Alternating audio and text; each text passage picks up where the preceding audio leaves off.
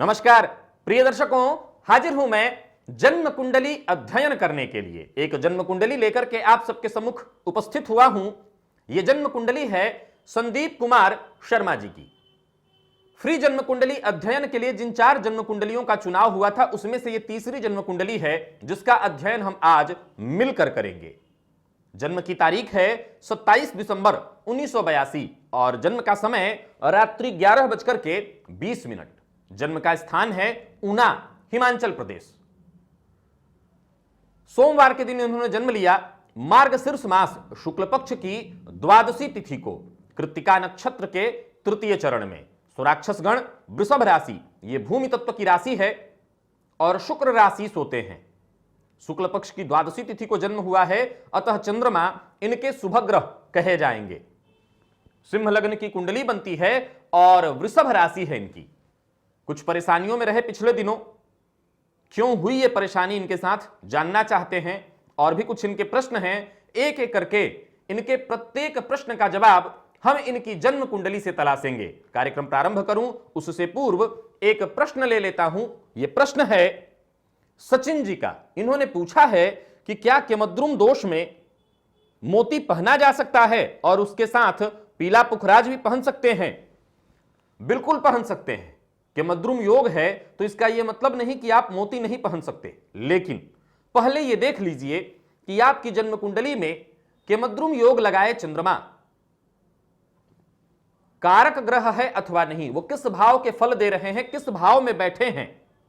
कहीं ऐसा तो नहीं कि केमद्रुम योग होने के कारण वो करते क्या हैं, देकर सब ले लेने वाले हैं और आपने उनको बल दे दिया मोती पहन करके, तो लाभ तो कुछ हुआ नहीं और नुकसान हो जाएगा। लेकिन अगर वो किसी ऐसे भाव के अधिपति हैं जिसका जीवन काल में बहुत ही उसकी आवश्यकता है, तो आप निसंदेह मोती पहन सकते हैं। एक दूसरा, पुखराज के लिए या किसी भी रत्न के लिए कुंडली का अध्ययन करिए, संपूर्णतः कुंडली को समझिए और इसके बाद ही कोई रत्न धारण करिए। यहां एक बात कहना चाहता हूं कि रत्न के नाम पर जरूरी नहीं है कि 2, 4, 5 रत्न धारण किया जाए।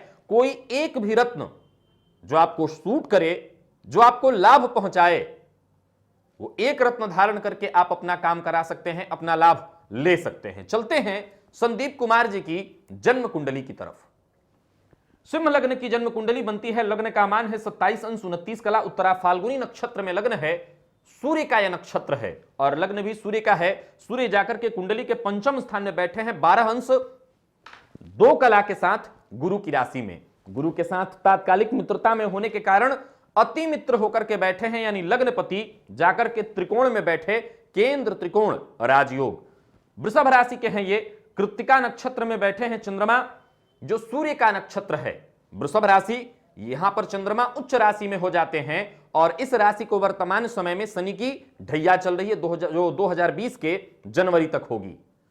अब इसके बाद बारी आ जाती है इस लग्न के सर्वाधिक कारक ग्रह और वो बनते हैं मंगल, क्योंकि वो एक केंद्र और त्रिकोण के स्वामी होते हैं, इनके भाग्य के स्वामी होते हैं वो मंगल।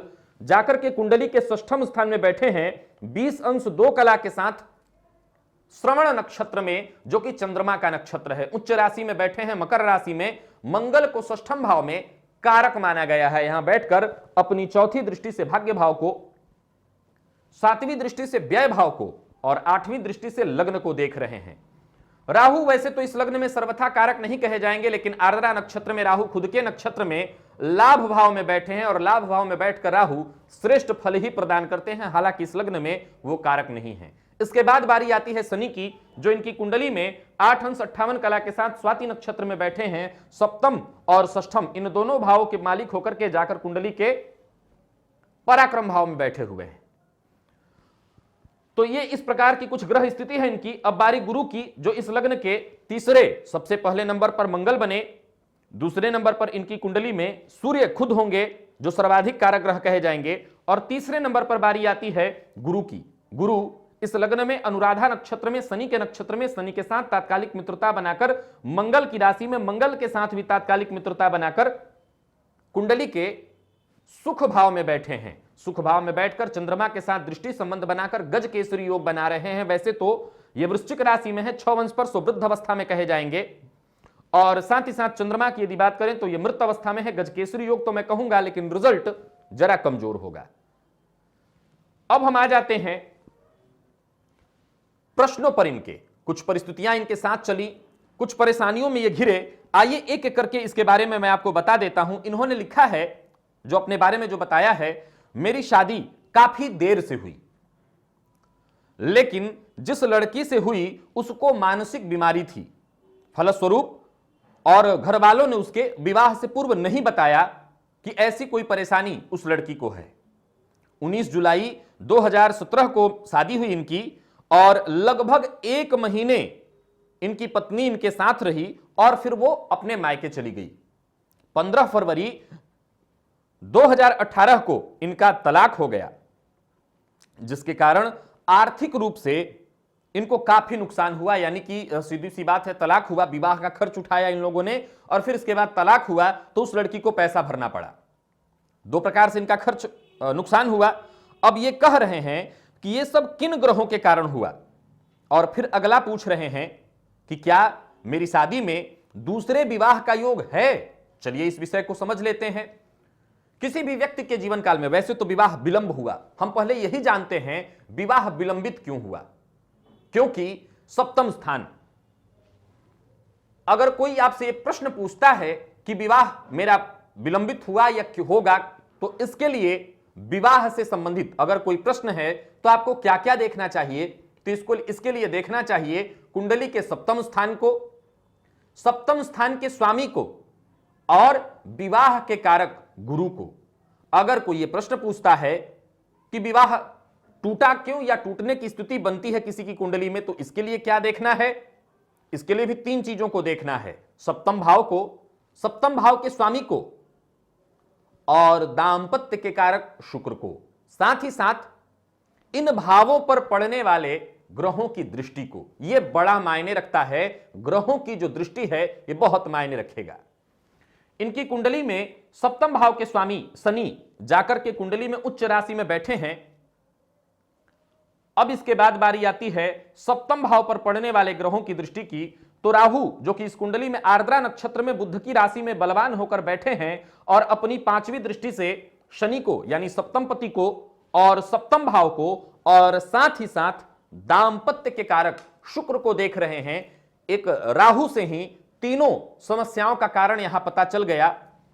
अगर बात गुरु की करें, जो विवाह कराने वाले थे, जिन्होंने इनका विवाह कराया, विलंबित कराया, तो इसके पीछे का कारण देखिए। सप्तम भाव पर किसी भी शुभ ग्रह की दृष्टि इनकी कुंडली में दिखाई नहीं पड़ रही है और शुभ ग्रह के रूप में कोई भी ग्रह नहीं देखता। गुरु की बात करें तो ये गुरु शनि और केतु सूर्य के मध्य पाप कर्तरी योग में है। फलस्वरूप विवाह विलंबित, राहु की दृष्टि ने विवाह विलंबित कराया। राहु की दृष्टि सप्तम भाव के स्वामी सप्तम भाव और शुक्र पर पड़ने के कारण दांपत्य को खराब कर दिया। और साथ ही साथ ये शुक्र की स्थिति क्या है, तो ये बैठे तो खुद के नक्षत्र में हैं, लेकिन 25 अंश पर, और 25 अंश पर होने के कारण मृत अवस्था को चले गए। फलस्वरूप वैवाहिक जीवन बाधित हुआ। अब इसी बात की पुष्टि आप नौमांश चक्र में भी जाकर के कर लीजिए कि क्या वहां भी दांपत्य जीवन कमजोर दिखाई पड़ता है। तो इनकी कुंडली में नौमांश चक्र में भी लगभग ऐसी ही स्थिति है कि सप्तम भाव का स्वामी राहु के साथ, दांपत्य के कारक शुक्र के साथ भी राहु और केतु का, विशेषकर केतु का संबंध, और सप्तम भाव पर विच्छेदात्मक शनि की दृष्टि पड़ रही है। फलस्वरूप वैवाहिक जीवन बाधित हो गया। अब इनका अगला प्रश्न कि क्या मेरा विवाह आगे होगा और होगा तो कब तक। देखिए, वर्तमान समय में आप राहु की महादशा में चल रहे हैं, जो 2002 से आपको चल रहा है और 2020 तक यह 18 साल का होगा। लग्न सिंह लग्न में राहु की महादशा का होना, और वर्तमान में तो आपको ढैया भी शनि की चल रही है। यह सब कुछ सिंह लग्न में कष्ट देने वाला होता है। फलस्वरूप कष्ट की स्थिति बनी। अब बात अगर करते हैं दूसरे विवाह की, तो परिस्थिति अगर आप चाहें तो गोचर से तो अवश्य बन रही है। गोचर से विवाह की स्थिति अवश्य बन रही है, क्योंकि आप वृषभ राशि के हैं और वृश्चिक राशि में गुरु वर्तमान समय में संचरण कर रहे हैं, तो गोचर से विवाह की स्थिति बन जाएगी। लेकिन फिर भी कहूंगा, राहु की महादशा में है, बिना विचारे विवाह मत करिए। एक बार किया और नुकसान उठाना पड़ा। सप्तम के पति उच्च राशि में जरूर बैठे हैं, लेकिन यहां पर इस लग्न में वैसे तो वो कारक नहीं होते, राहु की जो विच्छेदात्मक दृष्टि है। अब आप कई लोगों के मन में यह प्रश्न उठेगा कि शनि भी पापक ग्रह हैं और राहु तो उनकी छाया ही कहा जाता है, क्या राहु इतना विध्वंसकारी हो सकता है कि वो ऐसा कर दे? बिल्कुल, सर्वाधिक विच्छेदात्मक के रूप में राहु को मैंने 1 नंबर पर इसीलिए रखा था, दूसरे नंबर पर शनि और तीसरे नंबर पर सूर्य। सूर्य सर्वाधिक कम विच्छेदात्मक, इसके बाद शनि, इसके बाद सर्वाधिक राहु। अब भाव, भावपति और भाव के कारक तीनों पर विच्छेदात्मक ग्रह की दृष्टि हो तो यह स्थिति अवश्य उत्पन्न हो जाएगी। अब चंद्रमा जो कि केमद्रुम नामक दुर्योग से पीड़ित, फलस्वरूप यह स्थिति बनी। हालांकि चंद्रमा पर गुरु की दृष्टि पड़ रही है और केमद्रुम भंग माना जाना चाहिए, लेकिन फिर भी कहीं ना कहीं परिस्थिति तो ऐसी बनी ही, पाया जातक ने और खो दिया। तो जैसा कि मैंने कहा कि अगर आप विवाह करना चाहते हैं, विवाह का योग चल रहा है, लेकिन सोच लें, समझ लें, अभी भी आपको राहु की महादशा है जो 2020 तक है। अगर रुक सकते हो किसी अच्छे परिवार के इंतजार में, तो मैं तो चाहूंगा कि और एक आध अच्छा परिवार अब देखें, क्योंकि एक बार मुंह जल गया है और अब दोबारा ऐसा कुछ करना कतई उचित नहीं होगा। सो इंतजार कर लीजिए, आगे पुनः जब गुरु गोचर से अच्छी स्थिति में आएंगे, गुरु की महादशा जब आपको प्रारंभ होगी, वो कहीं ज्यादा बढ़िया समय आपके जीवन का होगा, तब आप विवाह करिएगा। अगला प्रश्न, इनका कहना है कि मेरा भाग्योदय 28वें वर्ष में हुआ, उसके बाद मैंने बहुत सफलता हासिल की। मंगल अगर भाग्य के स्वामी हो तो 28वें वर्ष में भाग्योदय ये करते हैं। अब इनका आगे कहना है कि आपने बताया था कि भाग्य भाव का स्वामी अपने वर्ष में तो भाग्य उदय करता ही है और जिस ग्रह की राशि में बैठा होता है उसके भाग्य उदय वर्ष में दूसरी बार भाग्य उदय करता है। तो क्या मेरा 36वें वर्ष के बाद दोबारा भाग्योदय होगा? निसंदेह होगा। क्यों? क्योंकि मंगल जाकर के कुंडली के 6ठम स्थान में उच्च राशि में बैठकर अपनी चौथी दृष्टि से भाग्य भाव को देख रहे हैं। 6ठम स्थान में इन्हें कारकत्व प्राप्त हो जाता है, दूसरा अपने भाव को देख रहे हैं, फलस्वरूप उस भाग्य की भाव की वृद्धि करेंगे। अतः भाग्य तो आपके पास है, लेकिन मेरा वो सूत्र भी आपने याद रखा होगा। अगर ये सूत्र याद रखा है तो वो सूत्र भी याद रखा होगा कि भाग्य भाव का स्वामी जाकर के 6ठम में बैठा। अतः रिस्क लीजिए, जीवन काल में अधिकाधिक रिस्क लीजिए, कदम बढ़ाइए, बहुत सफलता है तो बिल्कुल भाग्योदय होगा और पुनः आगे जाकर के आपको सफलता मिलेगी। अब आगे चलकर के आपको गुरु की महादशा प्रारंभ होने जा रही है, तो सीधी सी बात है कि गुरु की महादशा में भाग्योदय तो होना ही होना है, क्योंकि वो इस लग्न में केंद्र त्रिकोण राजयोग बना रहे हैं। आगे बढ़ते हैं, हालांकि वो थोड़े कमजोर हैं पर फिर भी रिजल्ट करेंगे। अब आगे बढ़ते हैं। अभी मैं एक जनरल स्टोर चला रहा हूं, आगे बड़ा व्यापार करना चाहता हूं और इन्होंने लिखा है पेट्रोल पंप आदि। कुंडली के हिसाब से कौन सा व्यवसाय करना श्रेष्ठ होगा और धन की स्थिति तथा भूमि भवन वाहन का सुख कैसा रहेगा जीवन काल में? और एक साथ और भी प्रश्न उन्होंने पूछ लिया, क्या मेरी कुंडली में विदेश यात्रा का योग है? तो चलिए सबसे पहले छोटे प्रश्न का जवाब दे देते हैं। इनकी कुंडली में विदेश यात्रा की बात करूं तो विदेश भाव का मालिक आकर के कर्म भाव में बैठा है। छोटी मोटी विदेश यात्रा का मालिक 6ठम में बैठकर पुनः विदेश भाव को देख रहा है। अतः कह सकता हूं कुंडली के 9वें भाव से छोटे मोटे विदेश यात्राओं का विचार करते हैं। स्वदेश भाव में बैठे गुरु मंगल की राशि में बैठकर चंद्रमा की राशि को और चंद्रमा को दोनों को देख रहे हैं और साथ ही साथ मंगल जो छोटे मोटे विदेश यात्राओं का मालिक होकर 6ठम में बैठकर पुनः विदेश भाव को देख रहा है, तो विदेश यात्रा करने का योग तो बनता है। और आगे इन्होंने पूछा कि मैं पेट्रोल पंप का व्यापार करना चाहता हूं। शनि पेट्रोल पंप के कारक हो जाएंगे। चंद्रमा उच्च राशि में कुंडली के 10वें भाव में बैठे हैं। वैसे तो इस लग्न में पेट्रोल पंप सर्वाधिक श्रेष्ठ नहीं होता, लेकिन कुंडली में व्यापार के स्वामी है शनि। अतः अगर आप पेट्रोल पंप का ही व्यापार करना चाहते हैं तो जरूर करें, लेकिन मेरी राय है अभी रुकें, घबराएं नहीं। आप अभी राहु की महादशा में हैं और राहु जितनी परेशानियां दे सकता है वो दे देगा। तो मेरी राय है कि जरा धैर्य रखें। अभी ये जनरल स्टोर चला रहे हैं। मुझे लगता है कि अगर सब कुछ ठीक ठाक चल रहा है, शांति से जीवन कट रहा है, काट लेने में भलाई है। बहुत ज्यादा जल्दबाजी करके, बहुत ज्यादा जल्दी घबराकर फायदा नहीं हो पाएगा। भूमि भवन वाहन की बात करूं तो यहां गुरु बैठे हैं, ये अपना काम करेंगे। इस भाव का मालिक जो कि भाग्येश भी है जाकर के 6ठम में उच्च राशि में बैठा हुआ है, भाग्य को देख रहा है, व्यय को देख रहा है और लग्न को देख रहा है। जब भी कोई जमीन इत्यादि लें, सब कुछ सोच समझ करके लें। निसंदेह आपकी कुंडली में भूमि भवन वाहन का योग है। एक योग तो अभी भी हाल फिलहाल आने वाले दिनों में चल रहा है। राहु में जब मंगल का अंतर है तो आप ले सकते हैं, लेकिन मेरी एक राय है, सोच समझ करके लीजिएगा। कहीं लीगल कोई मैटर उसमें ना हो, विवादित जमीन लेने से बचिएगा, विवादित जमीन लेकर के उसमें उलझिएगा मत, ध्यान रखिए। अब एक सूत्र और, मंगल षष्ठम में बैठे हैं, 20 दफे इस बारे में बताया हूं, आजीवन ऋण ले सकते हैं, ऋण लेंगे तो भाग्य की वृद्धि होगी, लेकिन ऋण दिया तो समझ लीजिए भाग्य दिया। तो कभी किसी को ऋण मत दीजिएगा, पैसे जहां देंगे वहीं फंस जाएंगे, यूं समझ लीजिए आपने अपना भाग्य दे दिया। तो इस बात को गांठ बांध लीजिए। और जैसा कि मैंने कहा, भूमि भवन वाहन का सुख है, इसमें कहीं कोई संशय नहीं, वो काम गुरु भी करेंगे, गजकेसरी योग है वो करेगा, और मंगल जो षष्ठम में बैठे हैं भाग्य को देख रहे हैं, भाग्य के बदौलत होगा ही। अब इन्होंने पूछा मेरा मुख्य ग्रह कौन सा है, तो इनकी कुंडली में अगर देखा जाए तो बात अगर सिंह लग्न की चल रही हो तो यहां सर्वाधिक कारक, जैसा कि मैंने पहले बताया, मंगल होते हैं, दूसरे नंबर पर बारी आती है सूर्य की, और तीसरे नंबर पर बारी आती है गुरु की। तो मुख्य ग्रह के रूप में अगर चुनाव किया जाए तो भले मंगल षष्ठम भाव में बैठे हो, लेकिन षष्ठम भाव में उन्हें कारकत्व प्राप्त हो जाता है, और षष्ठम भावस्थ मंगल को ही हम इनकी कुंडली का मुख्य ग्रह कहेंगे। वैसे तो फल देने के मामले में सूर्य भी ठीक है, लेकिन वो शुक्र के नक्षत्र में बैठा है, और शुक्र के नक्षत्र में गुरु की राशि में तात्कालिक मित्रता में, तो आप कह सकते हैं कि दोनों के दोनों ये ग्रह सूर्य और मंगल दोनों इनकी कुंडली में बलाबल के साथ हैं। विशेष रूप से मंगल उच्च राशि में है, उच्च राशि में बैठा ग्रह दीप्त अवस्था में हो जाता है, ज्यादा बली हो जाता है, उसके पॉइंट अधिक होते हैं, ऊपर से श्रवण नक्षत्र में 20 अंश पर बैठे हैं संपूर्ण बलाबल के साथ। अतः मंगल को मैं 1 नंबर पर रखूंगा, दूसरे नंबर में सूर्य को। आगे इन्होंने लिखा है कि मुझे पेट का रोग है, काफी समय से परेशान हूं, कुछ उपाय बताएं। देखिए आपकी कुंडली में पेट का रोग क्यों है, कुंडली के पंचम स्थान से पेट का विचार करते हैं, डाइजेशन, खाना पीना पचना।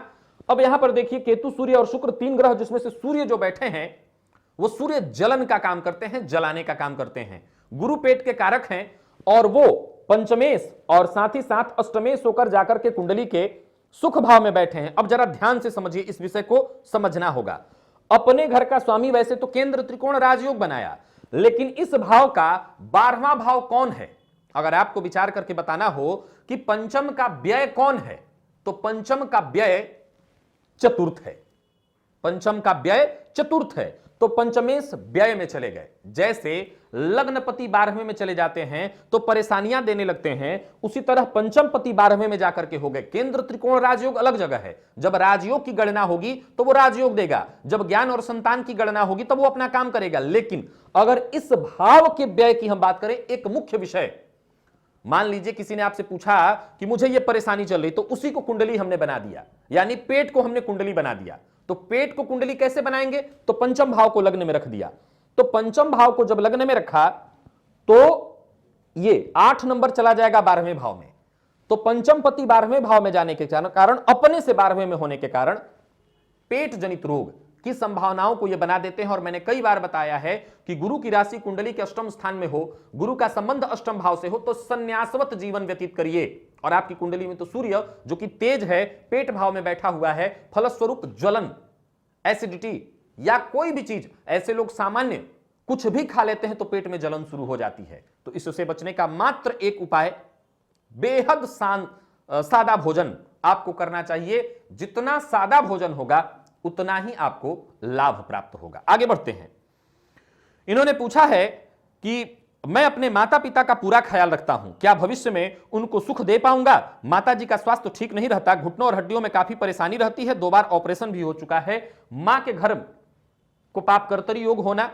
मां के घर के स्वामी की यदि बात करें तो इस मां के घर के स्वामी पर, माफ करिएगा, मां के घर का स्वामी जाकर के षष्ठम भाव में बैठा है, और मां का जो कारक है चंद्रमा, यानी किसी भी विषय से संबंधित प्रश्न उठा, इन्होंने पूछा मां के बारे में, तो 3 चीज फिर देखिए, मां के घर का स्वामी और मां का कारक। तो मां के घर का स्वामी जाकर के षष्ठम में, मां के घर को पाप कर्तरी योग, और मां का जो कारक है वो केमद्रुम नामक दुर्योग से पीड़ित होने के कारण मां के स्वास्थ्य को यह कमजोर कर रहा है, परेशान कर रहा है। भगवान शिव की आराधना मां के लिए करिए, मां को आपके फायदा मिलेगा। और ये तो बहुत अच्छी बात है कि आप उनकी सेवा कर रहे हैं, उनका ख्याल रख रहे हैं। समझ लीजिए कि कुंडली में जितने दुर्योग हैं वो ऐसे ही समाप्त हो जाएंगे अगर आप माता पिता का ख्याल रखते हो।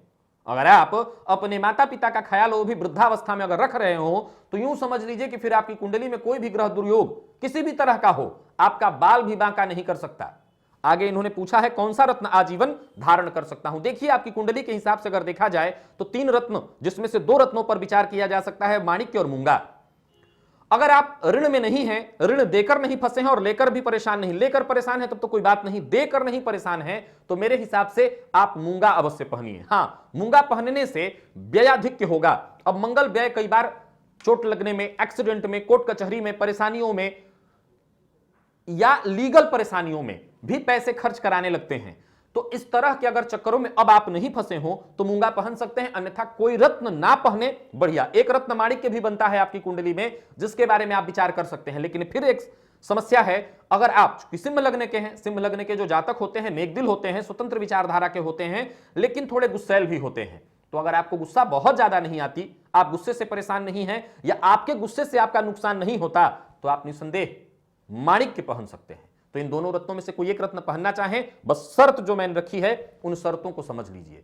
इन शर्त के साथ ही आप माणिक्य या मूंगा में से कोई एक धारण कर सकते हैं। आराधना करिए किसकी? आपके लग्न का जो मान है वो कमजोर है, तो लग्न के मान और लग्नपति को बल देने के लिए, क्योंकि ज्योतिष शास्त्र सूर्य को नैसर्गिक बलिग्रह कहता है, वो आपके लग्नपति हैं।